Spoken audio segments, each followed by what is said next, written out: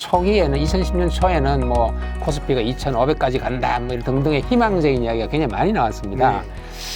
그러다가 2월 초부터 이제 서서히 이 코로나 바이러스 문제가 이제 대두가 되고 그렇죠. 폭발적으로 늘어나면서 이제 완전히 예상치 못한 그런 시장이 돼버렸죠.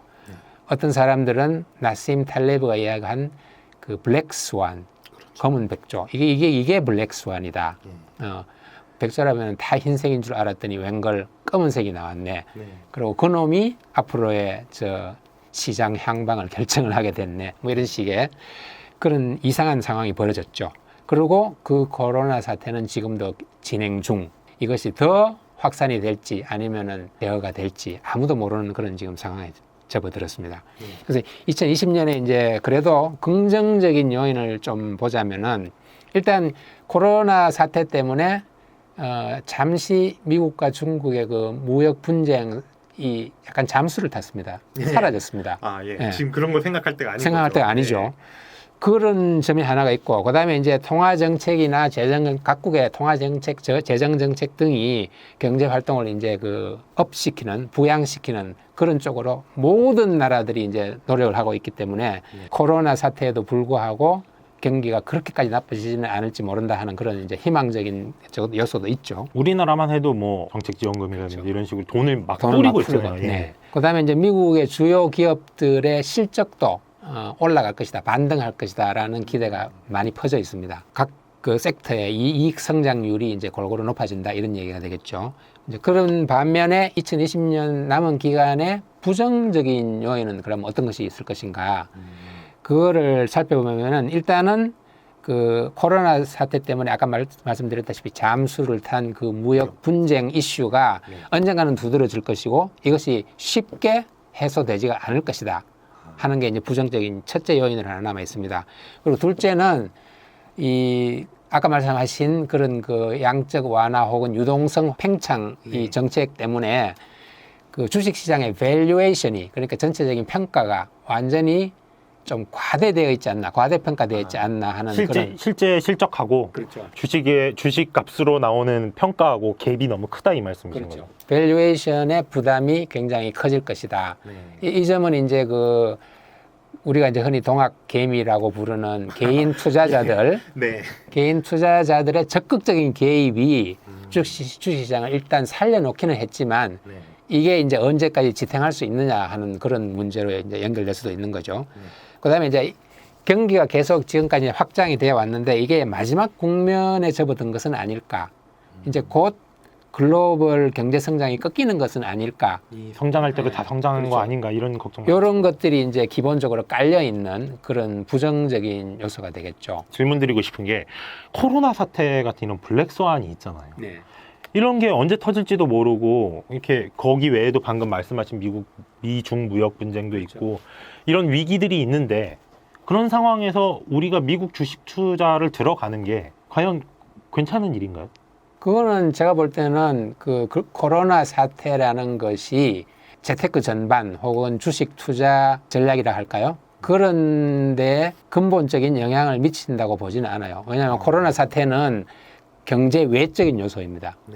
그러니까 그것이 있었건 없었건 경제가 흐르는 방향은 그거와 달리 독립적으로 흘러갈 것이고 따라서 수익을 내기 위해서 투자를 하는 점에 있어서는 코로나 사태가 발생했기 때문에 이렇게 달라져야 할 것이다 혹은 이쪽은 생각하지 말아야 할 것이다 하는 그런 식의 논리를 펴기는 좀 어렵다고 보거든요. 그래서 미국 주식 투자는 우선은 이런 걸 생각해야 될 것 같아요. 왜 미국 주식 투자를 생각을 해야 되느냐? 그거는 미국이라는 나라를 생각을 해야 돼요. 2차 세계대전이 끝난 이래로 전 세계 인류의 경제를 주도해온 것이 미국이었습니다. 경제뿐만이 아니라 뭐 경제, 문화, 그렇습니다. 예술, 과학 다 미국이 뭐 정치, 사회, 예술, 문화 말씀하신 대로 뭐 전 분야에 걸쳐서 미국이 압도적으로 주도를 해왔거든요. 따라서 경제 활동에 관한 한 그것을 파악을 하고 그것을 이용하고 하려면은 미국을 모르고는 될 수가 없다는 얘기죠. 왜냐하면 생산, 소비, 투자 모든 그 영역에 걸쳐서 미국이 시작점이고 미국이 몸통이고 미국의 영향이 압도적으로 크기 때문에 미국의 주식 시장도 알아야 하고 거기에 투자도 해야 된다는 것이 이제 저희 생각이거든요. 결국은 우리나라의 주식 시장은 뭐 크기도 그렇지만 일단은 몸통과 꼬리의 관계라고 할까요? 미국이 몸통이라면 우리는 꼬리에 해당한다. 그렇기 때문에 몸통이 있고 몸통이 조금씩 흔들리면 꼬리는 더 크게 흔들리고 그렇죠. 더 많은 영향을 받고 더 위험하고 불안하고 그렇잖아요. 그래서 몸통인 미국 시장에 들어가서 미국 주식에 투자를 한다면은 그보다는 훨씬 그 안정되면서 더 높은 수익률을 올릴 수 있을 것이다 하는 그런 의미에서 미국 주식 투자를 배워야 한다고 생각을 하는 거죠. 네.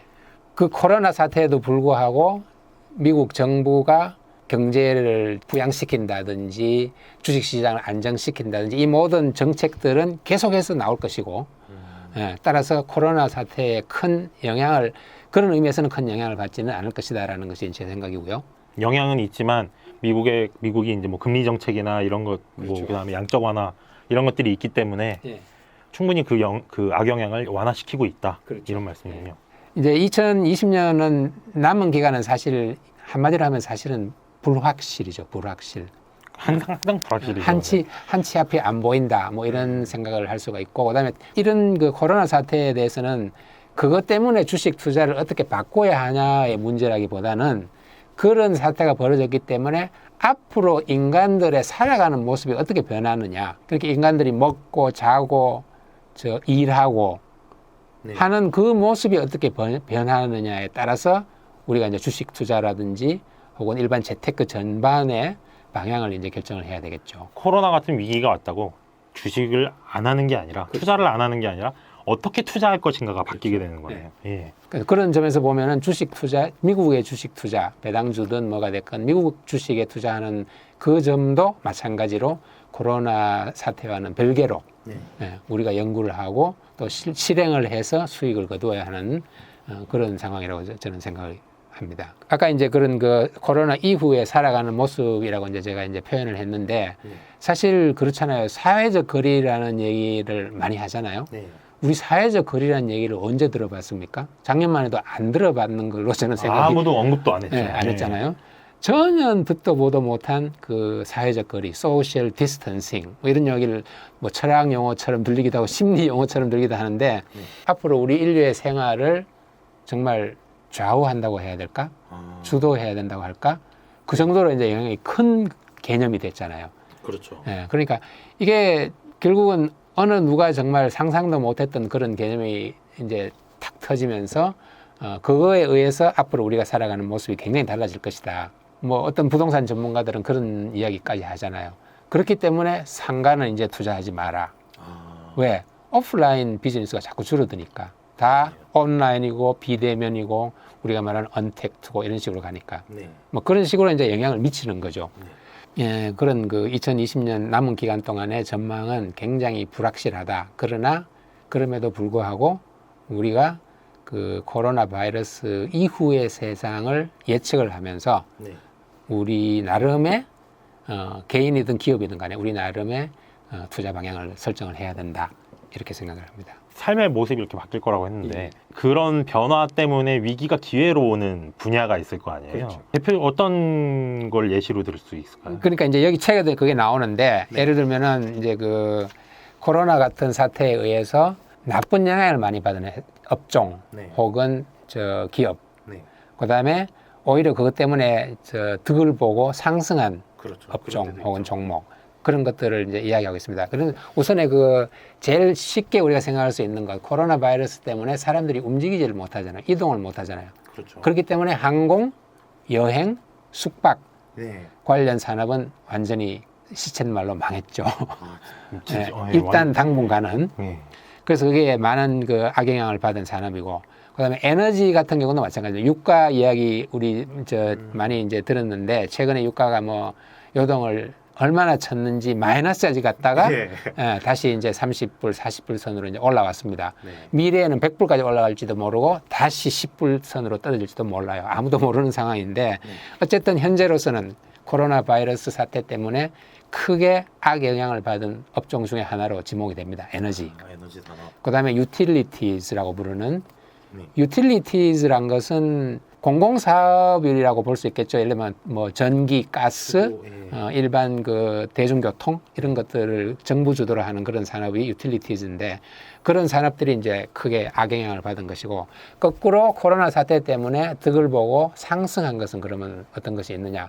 우리나라의 예를 보면 쉽게 상상을 할 수가 있겠습니다. 코로나 사태가 됐건 어찌 됐건 간에 먹는 건 먹어야 되고 마실 거는 마셔야 된다. 네. 필수 소비재. 네. 그거는 좀 득을 봤다고 볼 수가 있겠죠. 네. 그리고 바이오 헬스 섹터, 진단 키트, 코로나가 감염이 됐나 안 됐나를 가려야 되니까 네. 그런 거 아니면 이제 앞으로 나올 진료제, 치료제, 바이오 헬스 산업이 두드러지게 득을 받겠죠. 네. 그리고 또 마찬가지로 뭐 이런 사태가 오건 어떻게 됐건 간에 아프면 치료해야 된다. 그건 변함이 없잖아요. 네. 그래서 제약 같은 그런 거, 헬스케어 관련 이런 것들은 득을 받고 그다음에 아까 말씀드린 것처럼 모든 것이 온라인으로 옮겨가다 보니까 IT 업계들, 네. 그다음에 아마존 같은 온라인 쇼핑. 예. 쇼핑 업체들 이런 업체들은 이제 봄날을 맞은 것 같죠. 예, 득을 많이 받습니다. 결국 뭐가 득을 보고 뭐가 손해를 보는지를 파악할 수 있는 통찰력이 필요한 거네요. 그렇습니다. 근데 사실은 개인 투자자들이라도 조금만 그 미디어에 계속 올라오는 그런 뉴스를 접하고 네. 소식을 조금 신경 써서 이제 연구를 하고 분석을 해보면은 개인의 일반적인 상상력으로도 사실은 충분히 나오는 결론입니다.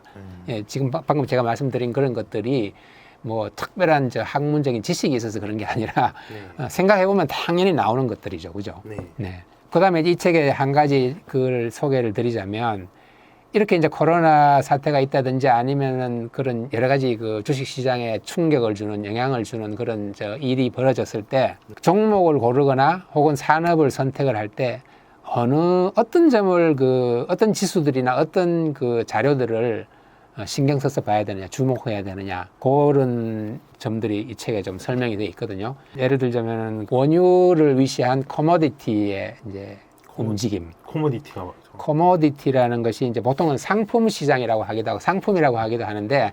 그냥 상품, 우리가 아는 상품이 아니라 농업, 광업, 수산업 같은데 1차 상품입니다. 예.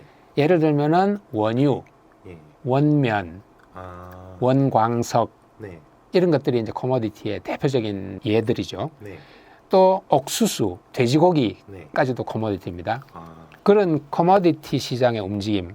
이게 왜냐하면 경제가 활발하게 돌아가느냐 안 돌아가느냐에 따라서 그런 것들이 제일 먼저 영향을 받습니다. 1차 상품을 보면은 그렇죠. 그게 보인다는 그렇죠. 말씀이군요. 네. 아. 그래서 그런 움직임을 봐야 되고 그다음에 이제 당연히 금리, 금리의 움직임이 어떻게 되느냐 이것도 네. 봐야 되고 그다음에 고용이나 실업자 관계되는 지표, 지수들 네. 이런 것들에 신경을 써야 되겠죠. 이 아마 코로나로 제일 크게 흔들린 지표 중에 하나가 실업 지표. 그렇죠. 실업. 예. 그런 방금 말씀드린 그런 몇 가지 이제 지표들을 우리가 주목을 해야 될 것이고요. 코로나 사태가 이제 진정이 되거나 혹은 이제 지나가면서 진전이 되면서 어떤 식으로 섹터를 찾고 그다음에 기업 종목을 구하느냐 이런 것들에 있어서는 아까 말씀드린 대로 많은 공부가 이제 필요하죠. 공부도 하고 사색을 해봐야 되겠지만 그것이 이제 일반 그 주식 투자에서 말하는 무슨 뭐 기업에서 내놓는 자료들, 그다음에 언론에서 나오는 그런 뉴스들, 그다음 공시 같은 거,